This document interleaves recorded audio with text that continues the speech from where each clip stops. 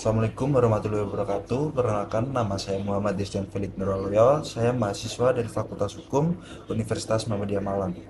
Dengan nomor induk mahasiswa saya 2025 10 11 011 0179. Pada kesempatan kali ini, saya akan membahas tentang hak asasi manusia, terutama di bidang ekonomi, terkhusus mengenai pemenuhan hak atas pekerjaan dan juga penghidupan yang layak dalam perspektif konstitusi Indonesia. Setiap tahun, jutaan lulusan dari perguruan tinggi di Indonesia melangkahkan kaki keluar dari bangku kuliah dengan satu harapan yang sama, yaitu mendapatkan pekerjaan yang layak. Namun, kenyataannya tidak selalu semanis harapan itu.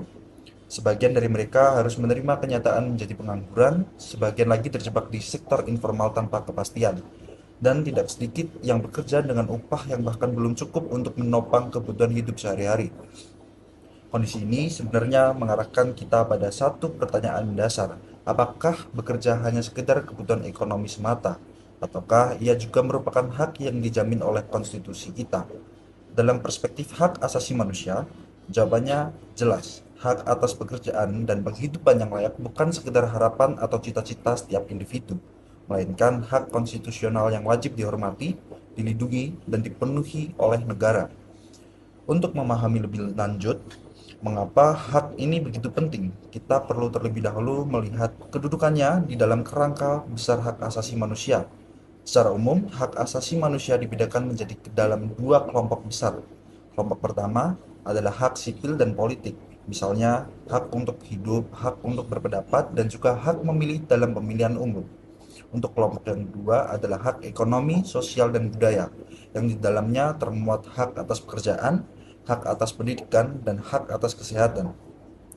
Hak atas pekerjaan yang akan kita bahas kali ini termasuk ke dalam kelompok kedua tersebut. Yang menarik, dalam pemenuhan hak ekonomi, sosial, dan budaya, negara tidak cukup hanya bersikap pasif dengan tidak melanggar hak warga negaranya.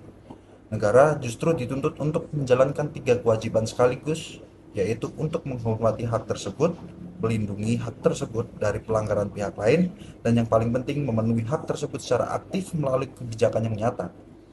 Kerangka tiga kewajiban ini, respect, protect, and fulfill, menjadi fondasi utama dalam kajian hak asasi manusia modern. Dengan memahami kerangka tersebut, kita bisa melangkah ke pertanyaan berikutnya, yaitu di mana sesungguhnya dasar hukum dari hak atas pekerjaan ini, baik di tingkat nasional maupun internasional. Secara konstitusi, dalam Konstitusi Indonesia, Undang-Undang Dasar Negara Republik Indonesia tahun 1945 secara tegas telah mengatur hak ini yang tertuang dalam pasal 27 ayat 2 dengan menyatakan bahwa tiap-tiap warga negaranya berhak atas pekerjaan dan kehidupan yang layak bagi kemanusiaan. Ketentuan ini bermakna bahwa negara memikul tanggung jawab untuk menciptakan kondisi yang memungkinkan setiap warganya memperoleh pekerjaan sekaligus kehidupan yang bermartabat.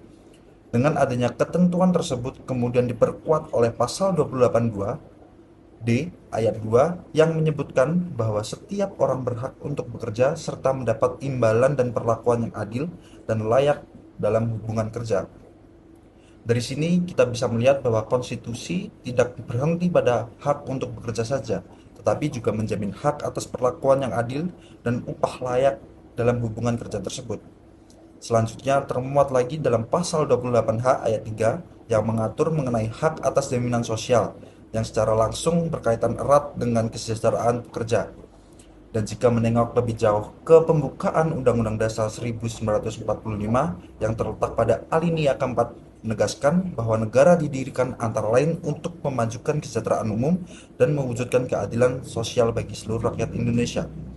Pengakuan terhadap hak ini pun tidak berhenti pada tataran nasional saja.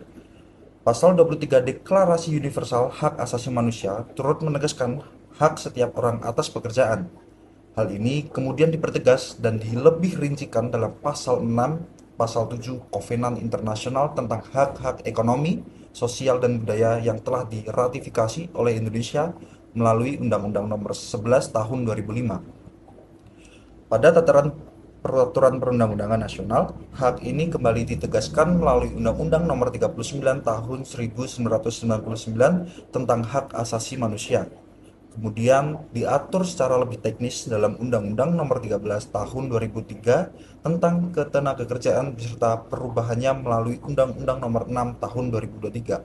Dengan demikian, dapat kita simpulkan bahwa hak atas pekerjaan telah memiliki payung hukum yang berlapis, mulai dari konstitusi, instrumen nasional, hingga instrumen internasional, dan juga peraturan teknis di tingkat undang-undang.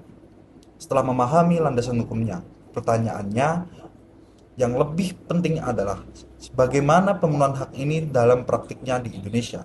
Disinilah kita perlu menganalisis beberapa indikator nyata, mulai dari tingkat pengangguran, kelayakan upah, kondisi pekerja, dan juga sektor informal hingga jangkauan jaminan sosial. Mari kita mulai dari persoalan tingkat pengangguran. Hingga saat ini, tingkat pengangguran di Indonesia masih menjadi persoalan yang belum sepenuhnya terselesaikan. Baik dari jenjang sekolah menengah maupun perguruan tinggi dapat langsung terserap oleh pekerja. Namun, perlu dipahami bahwa hak atas pekerjaan tidak dimaknai secara harfiah sebagai kewajiban negara untuk menyediakan pekerjaan bagi setiap individu satu persatu. Yang menjadi kewajiban negara adalah menciptakan kebijakannya secara sistemik, memperluas kesempatan kerja, misalnya melalui iklim investasi yang sehat dan dukungan terhadap sektor usaha produktif. Selain persoalan pengangguran, kita juga perlu bertanya, apakah seluruh pekerja di Indonesia telah memperoleh penghidupan yang layak?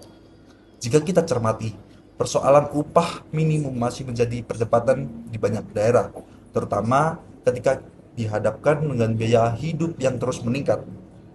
Belum lagi terdapat kesenjangan upah antar wilayah yang cukup signifikan, di mana daerah dengan upah minimum rendah seringkali justru memiliki biaya hidup yang tidak jauh berada dengan kota besar.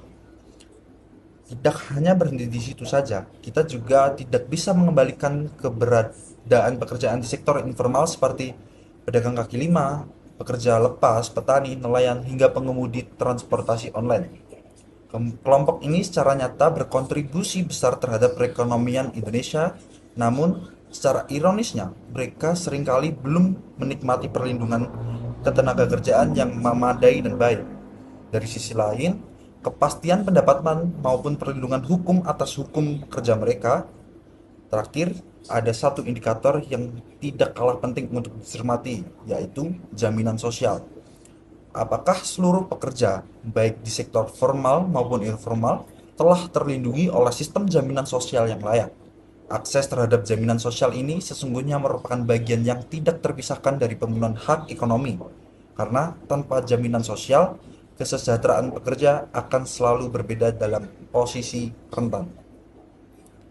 Dari adanya keempat indikator tersebut, ada satu hal penting yang perlu ditekankan, yaitu Indonesia bukan hanya negara hukum, tetapi juga menganut konsep negara kesejahteraan atau yang bisa disebut welfare state. Konsekuensinya, negara tidak cukup hanya membuat peraturan di atas kertas. Negara juga harus hadir secara nyata melalui perumusan kebijakan ekonomi yang tepat sasaran, pembukaan lapangan pekerjaan baru, peningkatan kualitas pendidikan, pengembangan pelatihan kerja bagi angkatan kerja, serta perluasan jangkauan jaminan sosial bagi seluruh lapisan masyarakat. Dengan kata lain, pemenuhan hak ekonomi bukan sekedar wacana, melainkan bagian dari pelaksanaan fungsi konstitusional negara itu sendiri. Sebagai penutup, dapat kita simpulkan bahwa hak atas pekerjaan dan penghidupan yang layak merupakan bagian integral dari hak asasi manusia yang dijamin oleh Konstitusi Indonesia dan berbagai instrumen hukum internasional.